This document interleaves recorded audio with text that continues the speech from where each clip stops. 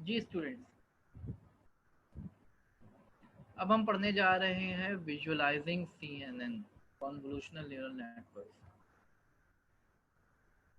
कहा यह जाता है कि डीप लर्निंग मॉडल्स जो हैं ब्लैक बॉक्सेस होते हैं।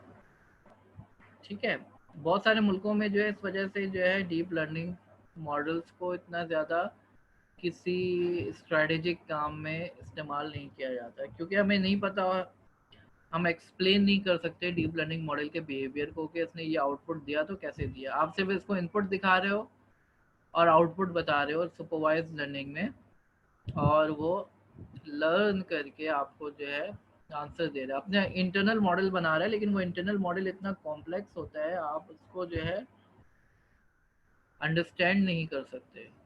ठीक है, उसको ह्यूमन रीडेबल फॉर्म में प्रेजेंट नहीं कर सकते। लेकिन कॉन्वोल्यूशनल न्यूरल नेटवर्क्स में ये बात कुछ हद तक गलत है। हम कुछ हद तक विजुलाइज कर सकते हैं कॉन्वोल्यूशनल न्यूरल नेटवर्क्स को। मिसाल के तौर पर उसके फिल्टर्स को हम विजुलाइज कर सकते हैं कि वो फिल्टर जो है क्या आउटपुट दे रहा है, हर लेयर से क्या आउटपुट निकल रहा है। और दूसरी बात ये कि कौन सा फिल्टर जो है किस लेयर पे हाईली रिसेप्टिव है, किस लेयर पे ज़्यादा एक्टिवेट हो रहा है। वो तीन तरीकों से हम विजुअलाइजेशन कर सकते हैं। पहला तरीका जो है,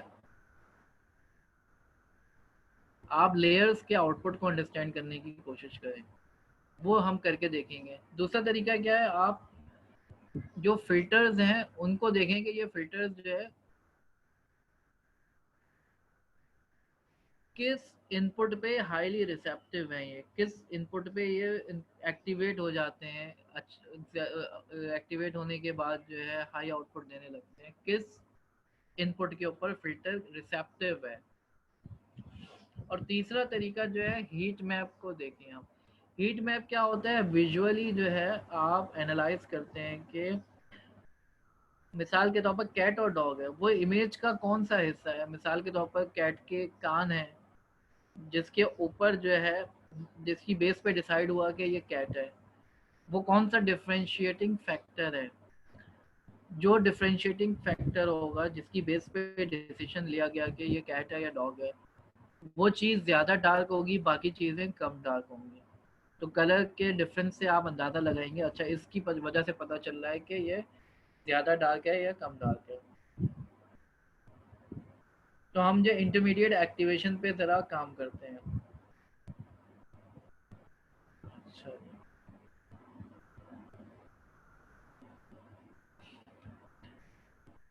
अच्छा, मैं बहुत ज़्यादा डिटेल नहीं पढ़ा रहा ये विजुअलाइजेशन की, क्योंकि ये थोड़े से एडवांस कॉन्सेप्ट्स हैं, गो के चैप्टर 5 में डिस्कस किए गए हैं। लेकिन इसमें जो है काफ़ी एडवांस कॉन्सेप्ट्स हैं, डेरिवेटिव पे बात की गई है, और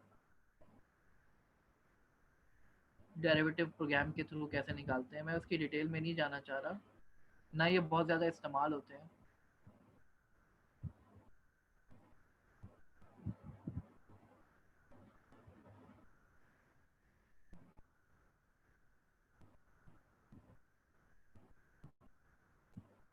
और जहाँ का क्वेश्चन है फाइन ट्यूनिंग से ओवर फिटिंग खत्म करते हैं, जी हाँ, फाइन ट्यूनिंग की मदद से ओवर फिटिंग को खत्म किया जा सकता है। विजुअलाइजेशन अभी हम करके देखते हैं, ये क्लियर हो जाएगा विजुअलाइजेशन कैसे होगी। अच्छा, इसकी हम बहुत ज़्यादा डिटेल में नहीं जाएंगे, मैं सिर्फ पहली टेक्निक पढ़ा रहा हूँ, बाकी दो टेक्निक बहुत एडवांस्ड है। अच्छा, सबसे पहले हमारे पास एक मॉडल बना हुआ होना चाहिए और ट्रेन हुआ हुआ होना चाहिए। हमने एक मॉडल बनाया था डेटा ऑगमेंटेशन के साथ। ये मॉडल था हमारा जब हमने पहली बार काम किया था। ये मॉडल बनाया था, इसको मैंने सेव करा लिया था। आखिर में जो है मॉडल डॉट सेव करके इसको मैंने इस नाम से सेव करा दिया, cats and dogs small underscore 1.h5, इस नाम से मैंने इसको सेव करा दिया था। ठीक है, आगे चलते हैं, विजुअलाइजेशन पे आ जाते हैं। उसी मॉडल को मैंने लोड किया। लोड मॉडल का मेथड मॉडल है मौजूद है, लोड मॉडल का मेथड मौजूद है। उसको कॉल करेंगे आप इंपोर्ट कराने के बाद, तो वही मॉडल लोड हो जाएगा। ठीक है, मॉडल लोड हुआ, थोड़ा सा टाइम लेगा क्योंकि बड़ा मॉडल है, वही मॉडल था जो मैंने बनाया था। ठीक है,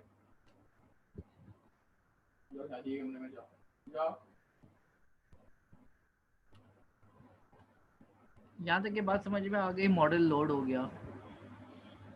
अब एक इमेज है, वो मैं लोड करता हूँ। कैट की इमेज है, टेस्ट में पड़ी हुई है, टेस्ट डायरेक्टरी में कैट की इमेज पड़ी हुई है, उसको मैंने लोड कराया और उसको मैं ज़रा प्लॉट करता हूँ। बिल्ली की इमेज, ऐसी इमेज है, ये बिल्ली की इमेज है। ठीक है, अब मैं देखना ये चाह रहा हूँ कि इस बिल्ली की इमेज के साथ मुख्तलिफ लेयर्स पे क्या हो रहा है। ठीक है, मुख्तलिफ लेयर्स क्या कर रही हैं इस बिल्ली की इमेज के साथ। हर लेयर का आउटपुट कुछ निकल रहा है। मिसाल के तौर पर ये लेयर्स हैं, आमना इधर आओ, ठीक है, आमना इधर आओ। तो हर लेयर का कुछ आउटपुट आ रहा है। मिसाल के तौर पर कॉन्वोल्यूशनल 2D5, इस लेयर का जो आउटपुट आ रहा है, इसमें 72x72 की इमेज बन रही है। इमेज का साइज छोटा हो जा रहा है, 72 हो जा रहा है। और कितनी इमेजेस बन रही है? 64 इमेजेस बन रही है। ठीक है, तो जरा देखते हैं हम। पहला काम तो हम ये करते हैं कि मॉडल की जितनी भी लेयर्स हैं वो सारी भी उठा सकते हैं हम। हमने बोला शुरू की, चलो 8 लेयर्स उठाते हैं। तो ये आप लोगों ने पढ़ा होगा, लिस्ट कॉम्प्रीहेंशन है। हेलो,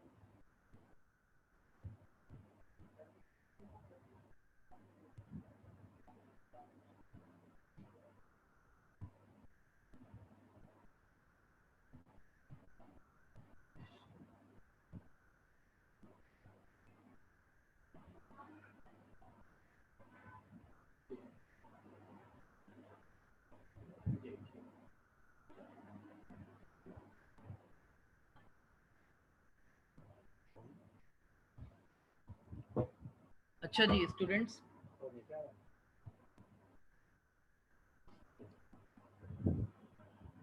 हेलो जी, आवाज़ आ रही है आप लोगों को?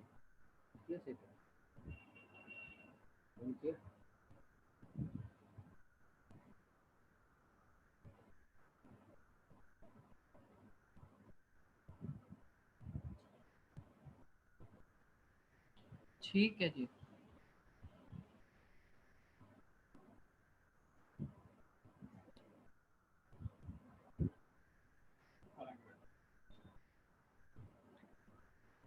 हमने जो है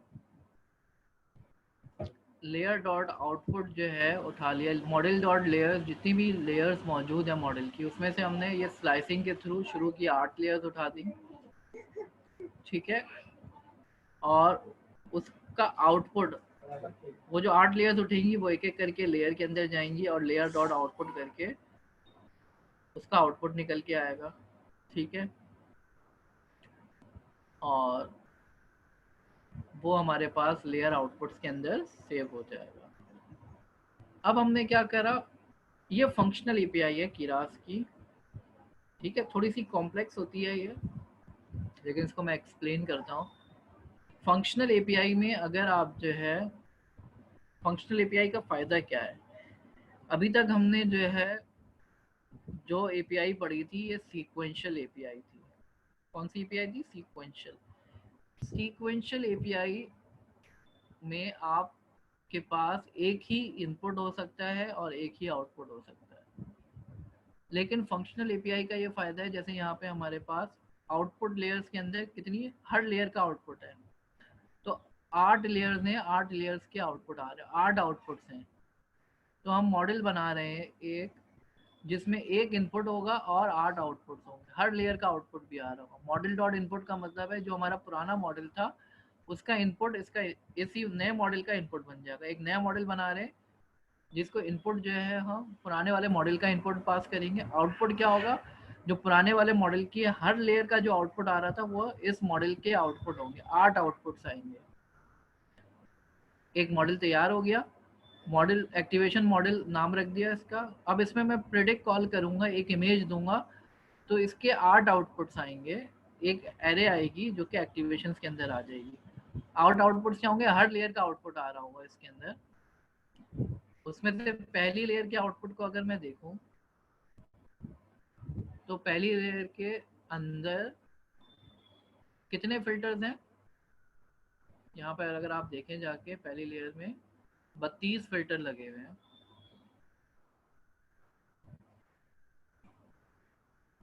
उस 32 में से मैंने 20वें फिल्टर को उठाया और उसको शो करा दिया, ठीक है। तो आप देखें कि ये कैट की इमेज के साथ इसने क्या करा, कुछ इस तरह से काम किया इसने।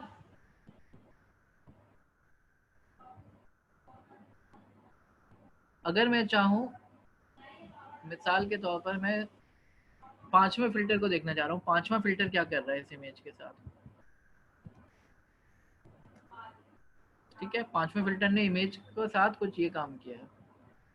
क्वेश्चंस ले लेते हैं।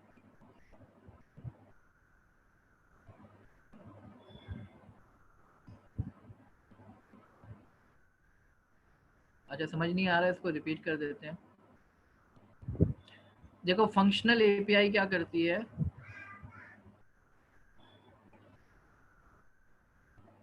इसको मैं थोड़ा ड्रॉ करके समझाने की कोशिश करता हूँ। ये मेरा मॉडल था, इसकी लेयर्स हैं ये, इस तरह से 8 लेयर्स हैं, ठीक है।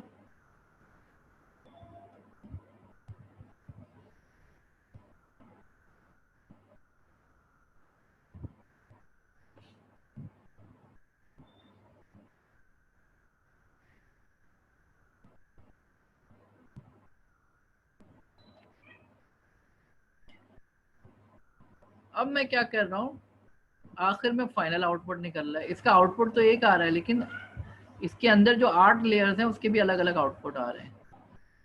ये इनपुट जा रहा था,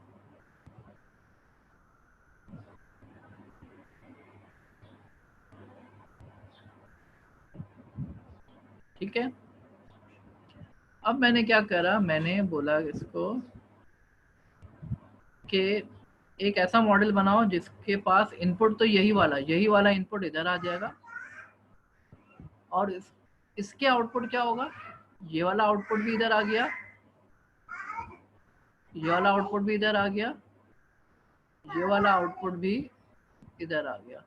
जो 8वां आउटपुट थे ना, जो बीच बीच से निकल के जा रहे थे इसके, वो 8वां आउटपुट इसके आउटपुट बन जाएंगे।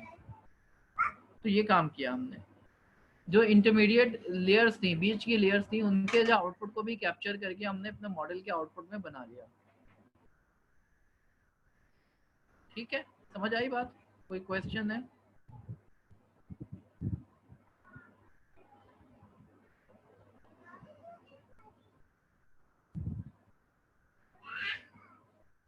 फंक्शनल एपीआई में मल्टीपल इनपुट भी हो सकते हैं, मल्टीपल आउटपुट भी हो सकते हैं, पूरा ग्राफ बन सकता है फंक्शनल एपीआई में, हम पढ़ेंगे इंशाल्लाह आगे चल के। अभी इतना समझ लें, ठीक है। तो जो हमारा पुराना मॉडल था उसके जो 8 आउटपुट आ रहे थे वो हमें मिल जाएंगे, एक ही दफा प्रेडिक्ट कराने पे 8 आउटपुट मिल जाएंगे। अब आप चाहो तो यहाँ पर मिसाल के तौर पर मुझे सेकंड लेयर का आउटपुट चाहिए, तो मैं सेकंड लेयर की एक्टिवेशन भी कर सकता हूँ।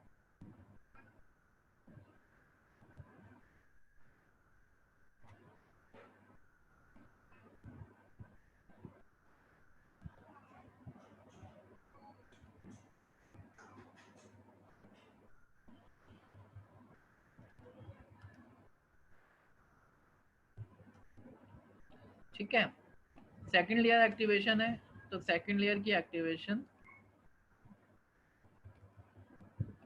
का आउटपुट भी देख सकते हैं। एक्टिवेशन 2, 8 आउटपुट से ना कोई भी आउटपुट आप उठा सकते हो, और उसके अंदर हर लेयर के अंदर आउटपुट के अंदर बहुत सारे चैनल्स होंगे, बहुत सारे फिल्टर्स होंगे, किसी भी फिल्टर को देख सकते हो। पांचवें फिल्टर को देखना चाहो, पांचवें फिल्टर को देख लो। तो ये बिल्ली की इमेज के साथ ये किया उसने।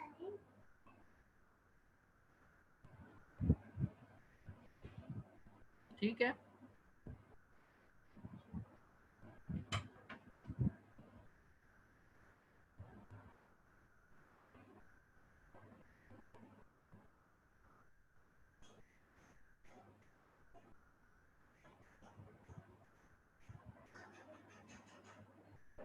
तो इस तरीके से जो है आप डिफरेंट एक्टिवेशन फंक्शंस को देख सकते हैं। आप चाहें तो सारे लूप लगा के सारे भी देख सकते हैं, हर लेयर के हर चैनल को देख सकते हैं। ठीक है, तो ये हमारा चैप्टर नंबर 5 कंप्लीट हुआ। अगर कोई क्वेश्चन है तो आप लोग पूछ लें।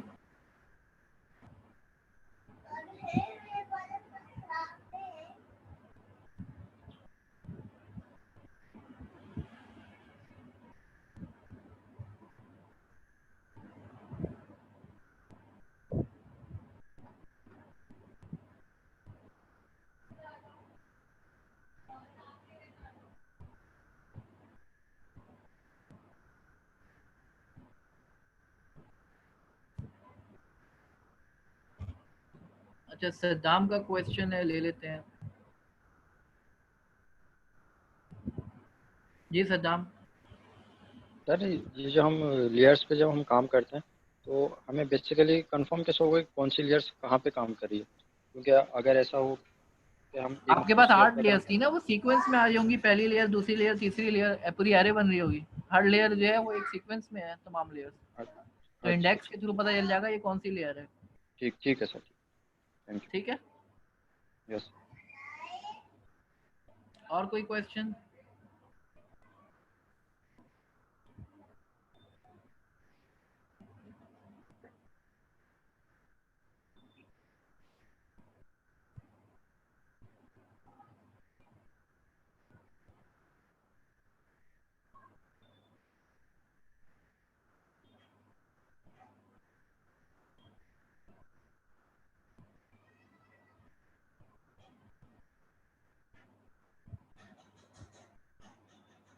मॉडल सेव करते हुए उसकी एक्सटेंशन H5 होगी। जी हाँ मुर्तुजा, बिल्कुल।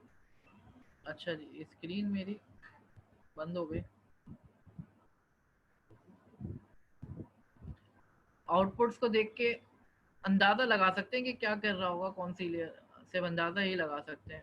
एजेस निकाल लिए कुछ कुछ लेयर जो है, जैसे ये वाली लेयर जो है ये एज निकाल लिया। H5 हडूप फाइल फॉर्मेट है, उसमें सेव करते हैं। मॉडल डॉट सेव करेंगे, मॉडल पास कर दें, मॉडल सेव हो जाएगा। हर लेयर पे डिफरेंट नंबर ऑफ फिल्टर्स हैं, कहीं पे 32 हैं, आप देखें ना, कहीं पे 64 है।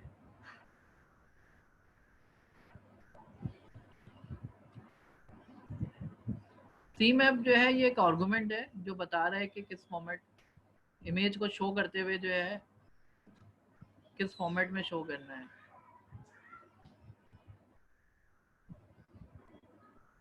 अच्छा, ये समझ में नहीं आ रहा 0 कॉमा कोलन कॉमा 5 क्या है?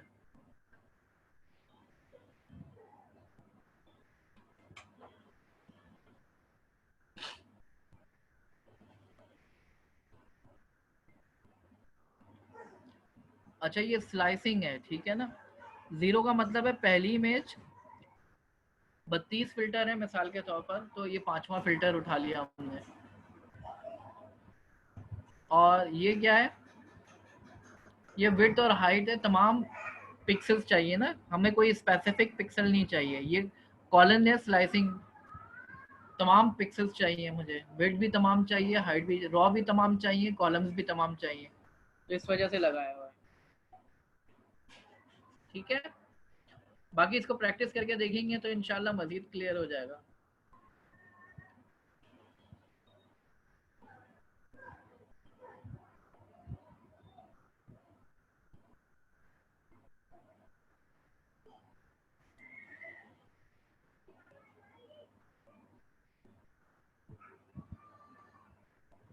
अच्छा, अब ये लेक्चर मैं जो है अपने फेसबुक के चैनल पे अपलोड कर दूंगा, फेसबुक के ग्रुप के ऊपर, learn AI with doctor Numan, इंशाल्लाह। यहाँ पे हम क्लास एंड करते हैं, ठीक है जी, थैंक यू वेरी मच। अच्छा, मुर्तज़ा का क्वेश्चन है, लेते हैं क्वेश्चन।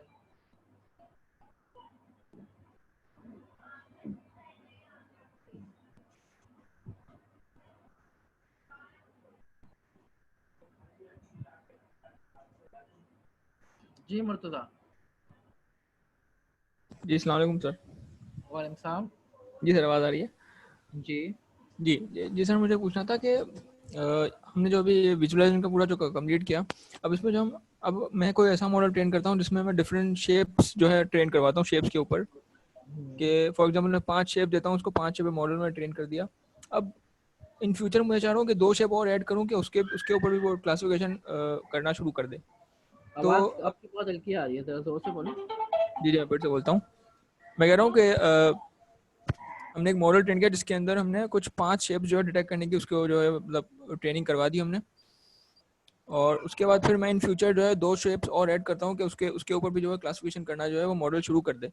तो वो कैसे ऐड करवा सकता हूँ मैं फिर बाद में अगर ऐड करवानी हो तो? अभी जितना हमने पढ़ा है ना, उसमें अगर आपको जो है मजीद शेप सेट करेंगे तो आपको दोबारा से ट्रेनिंग करानी पड़ेगी। अच्छा, दोबारा ट्रेनिंग करवानी ठीक है, पड़ेगी। अच्छा दोबारा से ट्रेनिंग करानी पड़ेगी। बाकी एक टेक्निक होती है जिसको सिमिलैरिटी लर्निंग कहते हैं, अगर आप वो देखेंगे तो उसके थ्रू आप कर सकते हैं ये काम। अच्छा, तो सिमिलैरिटी क्योंकि लर्निंग अगर, पढ़ लें आपने एक दफ़ा। अच्छा क्योंकि मैं इसलिए पूछता हूँ अगर मॉडल जब बड़ा हो जाता है, जैसे VGG16 की तरह, जैसे 1000 क्लासेस हो गई मॉडल के अंदर, तो फिर बार बार मॉडल को ट्रेन करना बहुत लंबा काम हो जाएगा। तो हम हाँ, तो उसके उसी लिए में सिमिलैरिटी लर्निंग इस्तेमाल होती है, आप उसको पढ़ लें ज़रा। अच्छा ठीक है, बहुत बहुत शुक्रिया सर। ठीक है, चलें, thank thank you you sir, very much. Thank you. Okay, अल्लाह हाफ़िज़। ये काम क्यों गया? क्या? चलें जी, क्लास एंड करते हैं जी, थैंक यू वेरी मच, अल्लाह हाफ़िज़।